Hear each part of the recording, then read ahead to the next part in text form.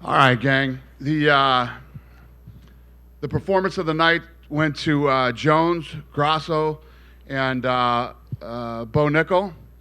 Fight of the night was yes, Neil. Yes, who said that? Rachmanov and Neil. Absolutely. Neil didn't make weight. I don't give a shit. I'm paying him anyway. The gate was 12.15 million.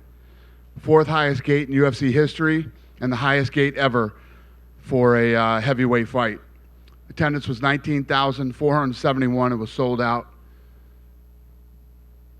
John Morgan, what do you got? Well, we've got to start with the main event, right? John Jones closed the show in style. I guess what can you say about his performance to move up to heavyweight 3 years away? Listen, anybody deny this guy is the GOAT anymore? I don't think anybody would deny it. Not only is he the greatest light heavyweight ever, he looks like the greatest heavyweight ever too. So, I mean, there were a couple of interviews leading up to this fight where he was saying, I'm going to make this look easy. And I thought that was a silly thing to say. The guy is unfucking believable, man. He really is. I never forget when he claimed the light heavyweight title that you kind of mentioned at the time. You were a little worried about him and how he was going to be in his career and what was going to happen. What do you think now that he's your heavyweight champion? I mean, do you feel like he's a new guy at this point, or you still have concerns about what happens? You know, let's just put it this way. I mean, John Jones, there's no doubt that John Jones is special. He's the greatest of all time. He's undefeated. He's never lost a fight ever in the UFC. He's fought all the best competition out there.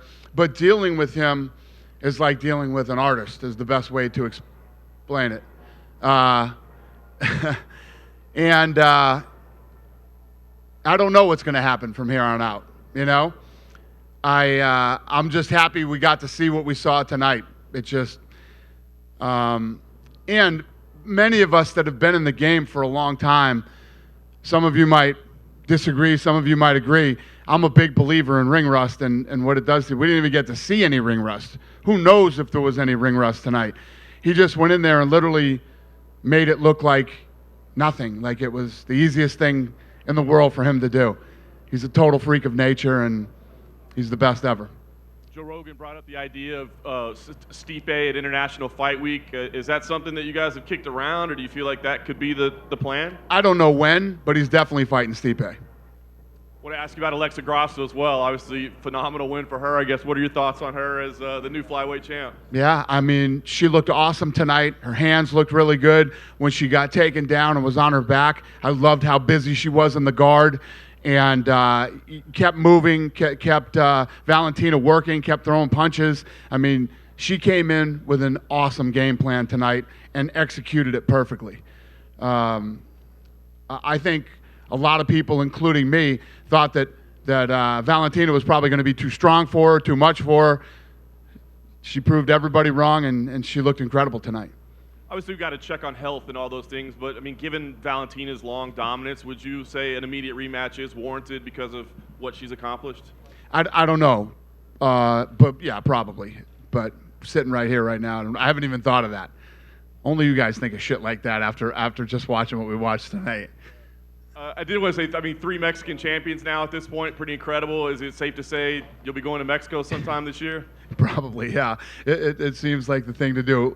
If you look at what's going on with the Mexican champions and fighters right now, wait till this PI is open down there for 5-6 years. Watch what's going to happen in Mexico. It's just, you know, we're finally getting to where I wanted to be with Mexico.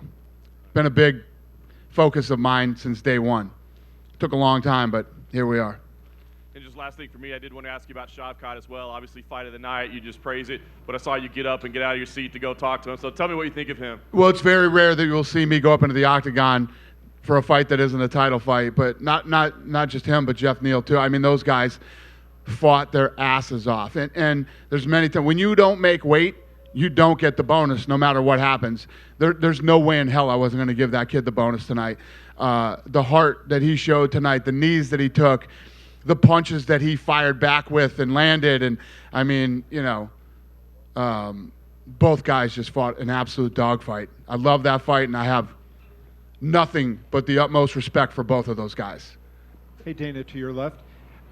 You and I have talked a long time about how good John would have been if he didn't get in all that trouble or anything. Now that you see him, even though he's older now than he was before, do you think he can be even better as a heavyweight than he was as a light heavyweight? I don't think that you and I ever really argued about how good he could be. He was. He is. He's always been the great. I mean, through all the things that me and Jones have been through, in both of our careers here, I've never denied that this guy's the best ever. The question is, how big would he be right now? And I say, you see, he's got the biggest heavyweight fight of all time, one of the top grossing fights. Eric was just telling me tonight this is going to be one of the biggest social media events we've ever done, et cetera, et cetera. The question is, this guy he should be on Nike commercials. Those are the things when you talk about how big and how great Jon Jones could have been had he not had the personal problems. Those are the questions that we'll never know. And you look at him now, do you think, given his attitude that he has, he seems so grateful for things, he seems in great condition, that he can go on a long time, right? Who knows what he wants to do, but do you see in him that he has a number of fights in him if he chooses to do that? I don't know. This is what you get when you're dealing with Jon Jones. I know he wants to fight Stipe. He wants to fight Stipe. He's interested in that fight. If that fight happens, awesome. We get to see this talented freak, perform again. If not, I don't know. Who knows? I told Hunter, charter a jet and send him right back to New Mexico right now. Let's get him home safe and sound. The other thing I wanted to ask you about was was Gane, he made Gane not look very good, and Ciryl gets out wrestled by Francis, now comes in this fight. Do you think Ciryl needs to kind of go back to the drawing board and kind of take a look at what he's doing? Obviously a great athlete, but maybe hasn't gotten all the pieces together that he needs to compete against these kind of guys? Well, the Francis fight, if he doesn't go for the heel hook, he wins that fight. He made one silly mistake, out of the 5 rounds. Tonight to even compare Francis Ngannou or Ciryl Gane to Jon Jones, you can't even compare him to this guy. He went in there and finished. I don't know how you got. I still can't fucking believe what I saw. How easy and how fast and how simple he made that look. It's still blowing my mind. So it's hard to even talk about him in any other heavyweights. Last thing I wanted to ask you is, how much of it do you think in his case is mental? He's a guy, when he focuses, he seems like he raises it up even a higher level than he is, when he's, doing whatever else he does. When he said he didn't train for Gus and he fought a great fight, but then when he does focus, he seems like against DC, he brought it up another level. Do you think that mental aspect of his game could get him higher and bring him to another level in the sport? I don't know if there is another level. I think he is the level. He's the level. I've heard stories that I don't know if they're true or not true. I don't know what's true or not true anymore these days. But if the stories are true that I've heard of Jon Jones in the past when he was the dominant light heavyweight champion, wow. Stories of not training and partying too much and just showing up here and fighting these incredible fights and beating the absolute best in the world. And even if you look at him tonight, he's had 3 years to put on the weight. A lot of people are saying, I don't know, he looks soft. What if this, that, and, blah, blah, blah. Ciryl Gane is a monster in great physical shape and everything else. Jon Jones went in there and just treated him like he was a little kid. So I think he is the level. I don't know if there's any other level higher than Jon Jones. Dan over here in the front. Yeah. I know you gave him a bonus, but can I get a few words on what you thought of Bo Nickal's performance in his debut? Only 3-0. Yeah, I had a lot of questions about him. And when you saw his opponent tonight, guy's huge. He's got like 21 fights, ton of experience. And I thought that, listen, he's a human being. I don't care what level of wrestling he's good. This isn't wrestling. This is a completely different game here. And there's adrenaline dumps. There's, the nervous energy, all the things of performing in the UFC for the first time. Man, he blew all that right out of the water. He went in there. He looked incredible. And, Mick came over to me after and said, You know he wasn't even applying that choke the right way, and he still got that choke and choked him. So, I mean, wait till that kid's been in the sport 2-3 years. So how do you manage going off of that? How do you manage his future going forward? Because he's clearly very talented, but his record is, 4-0, 5-0. It might be difficult to matchmake for him going forward. Yeah, well, if he's fighting a guy 3-0 with 21 fights and as big as the kid that he fought tonight and strong, I mean, you see the legs on that kid? I don't know. I think he's there. I think this guy could possibly go out and, I mean, when you look at the early days of the UFC, and it's hard to compare that to now, but guys like Cain Velasquez fought for a title when he was 8-0 or something like that. You know what I mean? So who knows? When you have that much talent, and he's only going to get better, and every fight that he gets is the kind of experience that he needs. Like Rachmanov, right? He's 16-0, but tonight's fight will take him to another level. When you fight a guy like Neil, who puts on a performance like he did tonight, and not just testing him as far as his physical and cardio and all the other things, testing his chin, his heart, that's what helps take these guys to another level. And Cody Garbrandt obviously got back into the win column too, not the firefight we're accustomed to seeing from him in recent fights. What did you make of his performance? With who? Cody? Yeah. You know what? I was crazy busy in the back. I had a ton of crazy shit going on back there tonight, and I didn't see any fights before. I saw Derek Brunson on, but I missed the Cody fight because I was dealing with some stuff back. Nothing bad, just work stuff. So Derek Brunson's corner threw in the towel. Yeah, I saw that. So what did you make of that? I thought the fight should have been stopped, and I applaud his corner for throwing in the towel. Seen a few fights here that I thought should have been stopped by the referee. Not tonight, but I'm just saying in the UFC. And I thought the corner should have thrown in the towel. And unrelated to this fight card, but is there a location for the May 6th card? Because Newark seems to be what everyone's saying, but I think I saw in an interview where you said Vegas might want the Cinco de Mayo fight week because Canelo is in Mexico that week. No, so what happened with that was I was telling my team, I think we should do a Cinco de Mayo fight. Now we have 3 Mexican-born champions, and we were trying to figure it out. Canelo had the date, and not that I wouldn't go, but it's an Eddie Hearn fight, and I like Eddie Hearn. I'm not going to try to do that, but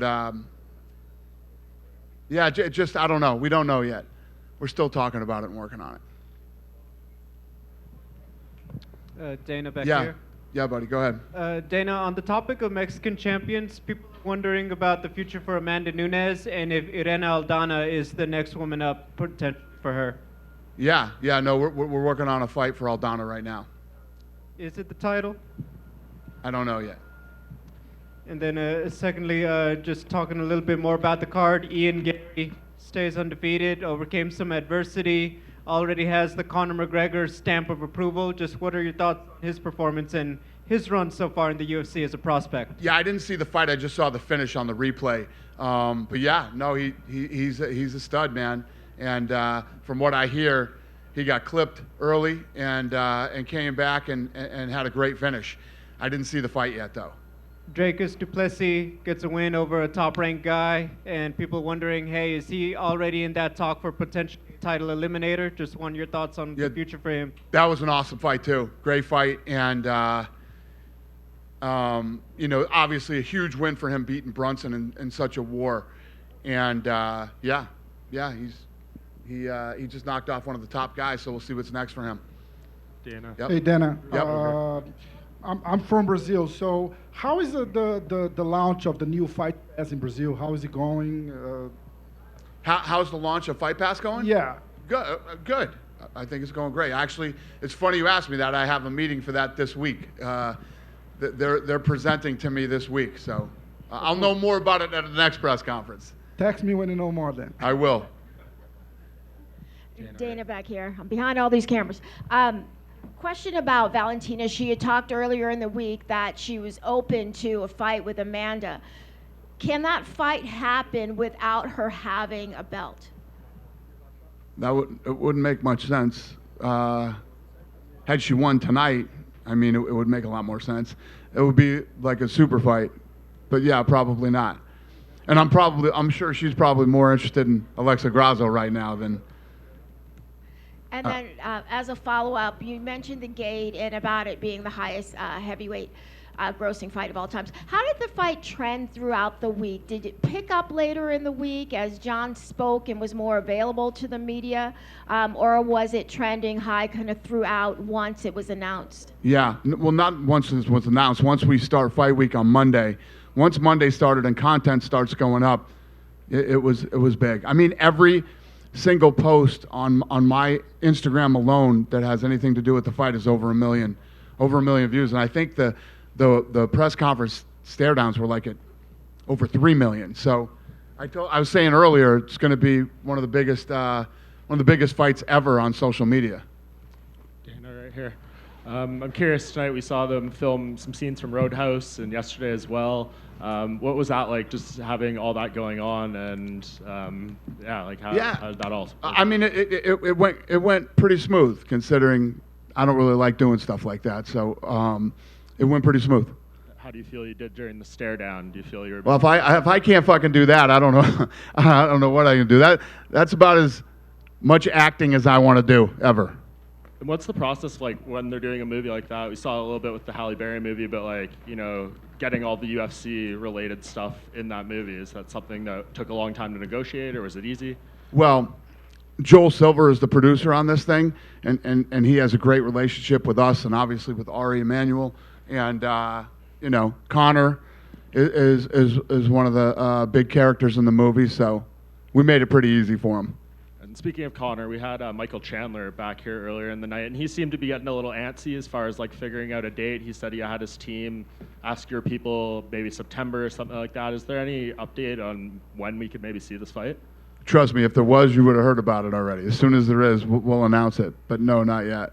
And speaking of lightweights, we had Islam Makhachev I saw here tonight. I know you said last week that you want him and Volk to defend, and Volk's going to do Yair. Any idea who Islam could potentially fight next? No, we haven't really talked about that yet.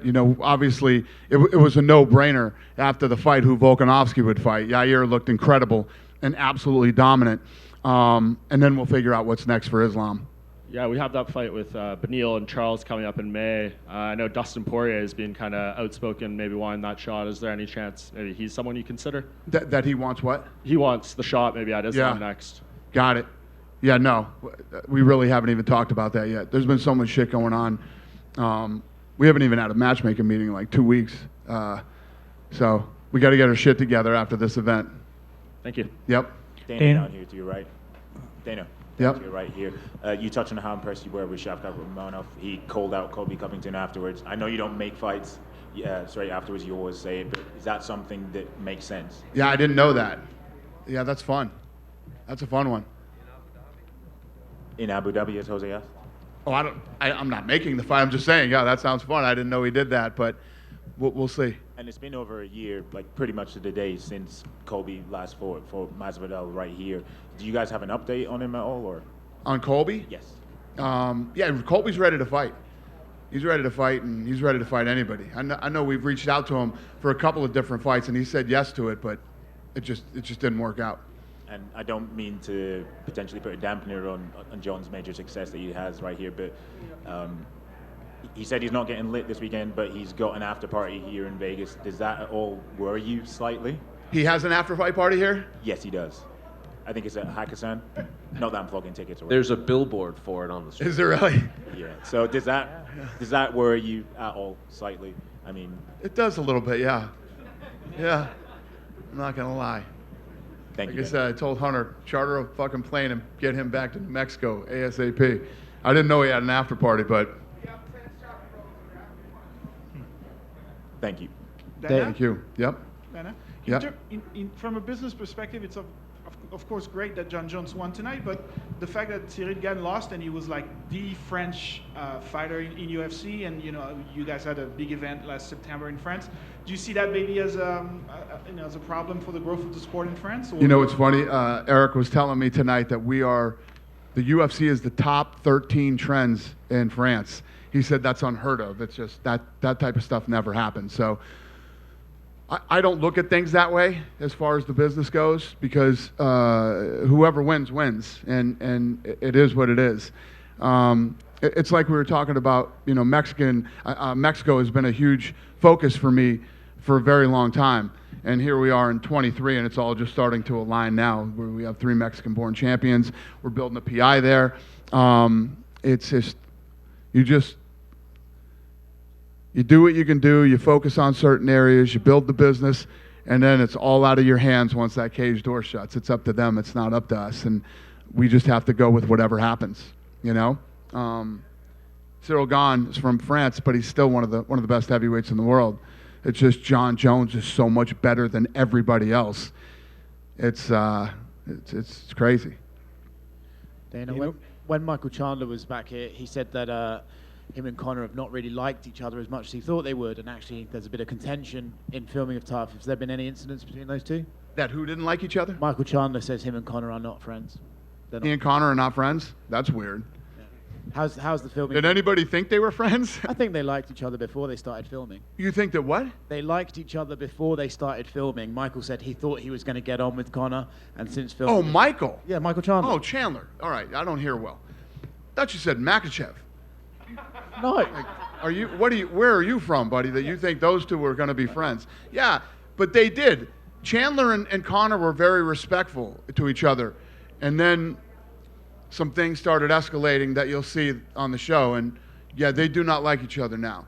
A lot of shit went down on Friday. Yeah. Good for the show, though? I don't look at stuff that's good for the show or things like that. Whatever happens, happens. The stuff that just happened shouldn't have happened, and I'm getting old, boys. I'm getting old. I would have been in there sooner back in the old days, but yeah, not good. Did it get physical? There was a lot of shit that went down on Friday. Yeah. Dan over here. Just a quick one. We had Marc-Andre Barriault win earlier tonight. When are you coming back to Canada? September 2019 was the last event in Vancouver. Is there anything in the works at all? A lot of Canadians are wanting to know. Yeah, tonight was a massive event in Canada. We were trending really, really big in Canada for pay-per-view. And obviously, Canada's been an incredible market for us since the early days. So we're trying to get back to everywhere right now. But yeah, we're going to get to Canada soon. We're working on that now and figuring that out. There's just, because of the COVID thing, there's so many places that we haven't been in a lot. I mean, we're going back to Miami for the first time in 20 years. So the answer is yes. Would Montreal be near the top of that list just because they haven't, I think out of all the cities, they've been kind of the one that's been the longest without an event, and that used to be a mainstay when George St. Pierre was in the UFC. Is that something you're looking at? Well, obviously, Toronto is a big one for us. That's the one that I always think is, when we go back to Canada, we go to Toronto, it'll be a massive event. And then once and I'm not saying that's what we're doing, I'm just off the top of my head right here. But you get in Toronto, and then you start moving around Canada like we did when we first went into the country. Dana, sorry, just one more quick one for you. Yeah. Can you clarify what happened with Darren Till's release? He said he came to you guys and asked to be let go, but online fans think because of his losing skid, maybe you guys released him. They think that what? That maybe you guys cut him because of his recent losses, but he says you guys, or he came to you and requested his release. Well, like Darren Till said, we have an incredible relationship with Darren Till. We like him and we respect him very much. And, let me just put it to you this way. Darren Till's not the only guy that's ever come to us and said, I just can't compete here anymore. You know what I mean?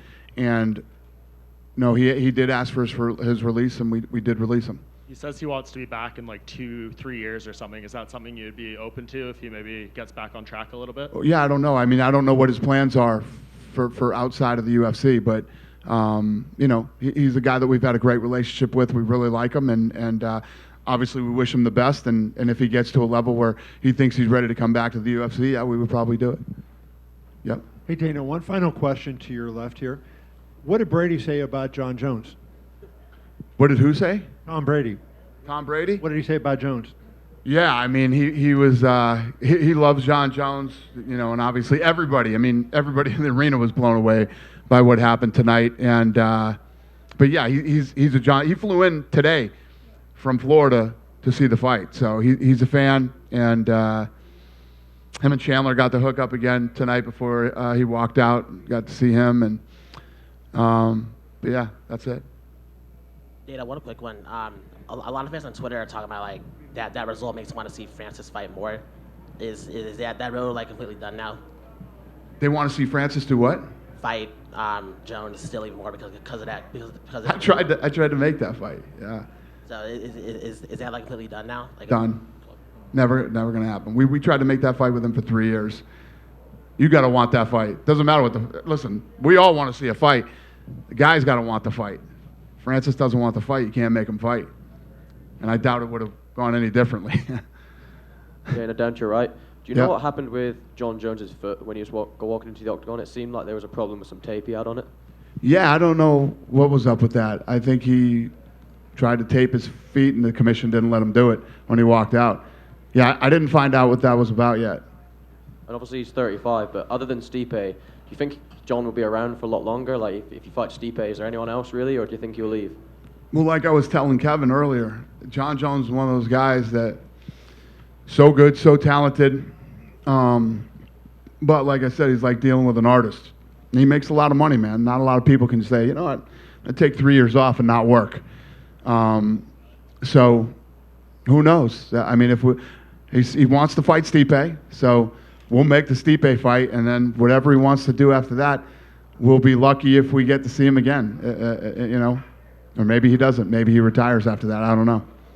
Finally, we're back in London in a few weeks. I know you love a London fight night, so Yeah. How excited are you for Edwards and Usman 3? I'm excited. I got the slap finale coming up next weekend, and then I jump on a plane and go right to Boston. We're filming Looking for a Fight, and then I go to England for the fight. So I got a fun couple weeks coming up. I'm looking forward to it, and I'll land in England like the day of St. Paddy's Day, which I heard is awesome there too. So I'm looking forward to all of it.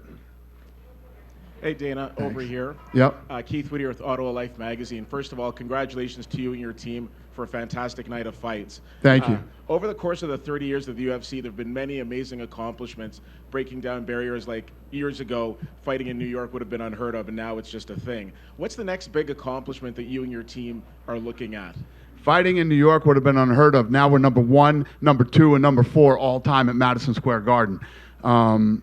Yeah, I'm the thing that I'm looking forward to the most. I mean, my team, you'd have to ask them themselves, but what I'm looking forward to is obviously the PI that's opening in Mexico, the type of talent that's going to come out of there in the next 5 or 6 years, and opening a PI in Africa and doing our first event in Africa. Those are really the two things that I'm the most excited about right now. So the PI and the fight in Africa is something that I need to get done before my time here is done. Dana, you actually led into my question. Is there an update on getting the PI in Africa, getting an event in Africa? Working on the PI in Mexico first. And like I was saying, I was telling one of the reporters the other day, you know, these PIs are crazy expensive. And what it is it's a huge reinvestment in the sport and into the talent that's possibly out there. So we're going to get this thing built, get it up and running, and once that thing's up and running smoothly, then we'll start looking at Africa and putting together a timeline to build one where, and you know, because you gotta fly a whole team out there, and they figure out where the best place is and look at the property and figure all that stuff out, and then we got to look at the cost, and it takes a minute. Hey Dana. Yep. Bo Nickal's probably the most hyped prospect since Khamzat Chimaev. How would you compare the hype from Bo Nickal to Khamzat Chimaev thus far? I don't know. It's different. You know, it's so different because, you know, Bo comes from, you know, collegiate background, you know, more well-known going into this thing than Khamzat was. Khamzat fights on Fight Island during COVID. Then he jumps out and tells me he wants to fight again next weekend, and I'm like, okay, let's do it. And, you know, that whole Khamzat thing just started rolling organically after that. Two totally different types of hype.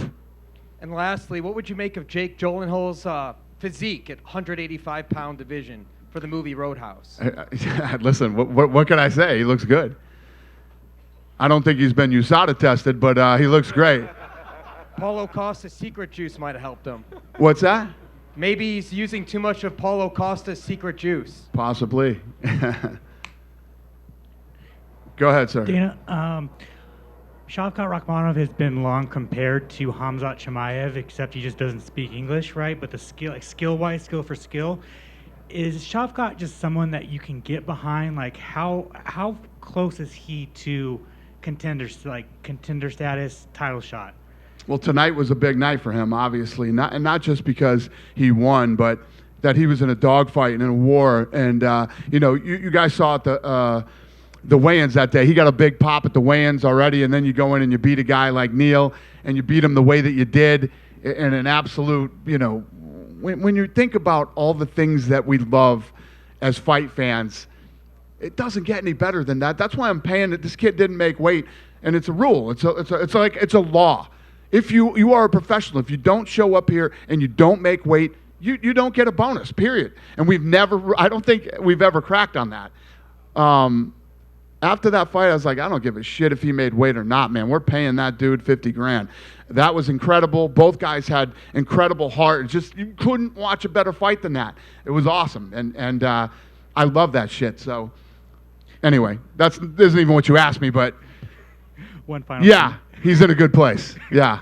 One final for me. Speaking of Khamzat Chimaev, there's been reports that he's moving up to middleweight permanently. Can you confirm that? I hope so. Yeah, I think that's a good idea. Thank you. Yeah. Dana White, over here. Yep. David Potter, good seeing you again. Congratulations also on an incredible night, incredible evening, great fights. You've had a relationship with Jon Jones since he was 21 years old, and 2 years later he has the weight in the world on his shoulders as a world champion. Having to grow as a person with millions and millions of people watching and being called the GOAT at such a young age, how would you describe his growth as a person and also his growth as a fighter? Yeah, I think that winning the championship at 21 and becoming famous and making a lot of money, some people handle it well and some people don't. We've seen guys just completely go off the rails, and Jon Jones is a very unique case because he's gone off the rails, but he's managed to. He's almost like a functional, he's been able to do what most people couldn't do, even if they were straight. If they walked a straight line, they couldn't do what Jon Jones has done. So, I don't know. He's a unique individual. He's different than everybody else. And like I said earlier, he's special. He's just different, and he's the greatest of all time. There's no denying it now. And I don't even really know how to answer your question. Yeah. We're heading towards the end of Power Slap, the first season. I happen to like the product. I love the product. I think it's going to take a little bit longer for people to jump on the bandwagon. The same people that criticize Power Slap are the same people that share videos of people getting viciously and brutally knocked out. I like the product, but how long do you think people are going to climb on the bandwagon just like they did with MMA? Listen, what I've gone through with Slap is deja vu from UFC. Exact same thing. It wasn't fucking media like this here. Back then, it was nobody. We literally would try to beg people to show up to our press conferences. Nobody covered the UFC in the early days.